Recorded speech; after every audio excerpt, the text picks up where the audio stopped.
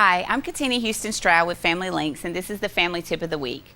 We've all come into relationships with our own belief systems from our upbringings, but it doesn't always mean it's the best way to raise your family. A major stumbling block for parents is a lack of communication on the topic of parenting styles. Couples make sure they're on the same page with religion and politics before tying the knot, but they don't talk about the kind of parents they want to be until they're faced with a screaming newborn, bickering siblings, or how to handle issues with the children. While you can agree to disagree, here are some ideas for compromise around two hotbed areas of conflict: sleep and discipline. Sleep and bedtimes. One parent may feel that kids need a certain nighttime routine: baths, toothbrushing, and wind down followed by bedtime, while another parent thinks kids should be able to run wild and stay awake until they eventually fall asleep from exhaustion. The compromise: the key is to talk about the differences after the kids are in bed and to try and meet in the middle. Discipline. To spank or not to spank, that is the question. While one parent fully believes in spare the rod, spoil the child, the other parent believes in letting issues resolve themselves. Also, how do you decide what behavior warrants a consequence or what battle to pick?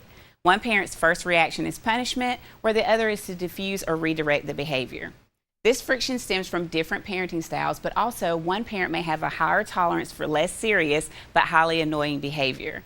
Unfortunately, this is one parenting issue where parents must be on the same page. If you're total polar opposites in terms of the way you discipline the kids, they'll end up going to one parent and not the other, or just having a stronger relationship with one. And they can also pit parents against each other. It can get really complicated. The compromise is communication. This cannot be ignored and must be discussed, maybe even bringing in outside help to mediate the discussion. And when should you worry? Parenting differences can drive a wedge between partners, and it's okay to agree to disagree on some issues if it's done with respect. But beware if disagreements become chronic and hostile. If there's eye-rolling, contempt, or dismissiveness, then the couple starts to feel not so close. And if you feel less close, then you're less likely to do the work it takes to compromise. Ideally, a couple should seek help from a professional before it comes to that. While the issues are being worked out, it's still important to present a united front to the kids and hash out differences behind closed doors, whether at home or in a counselor's office. Remember, you know you're different as parents, but ultimately you should have the same parenting goals and respect that you're working together.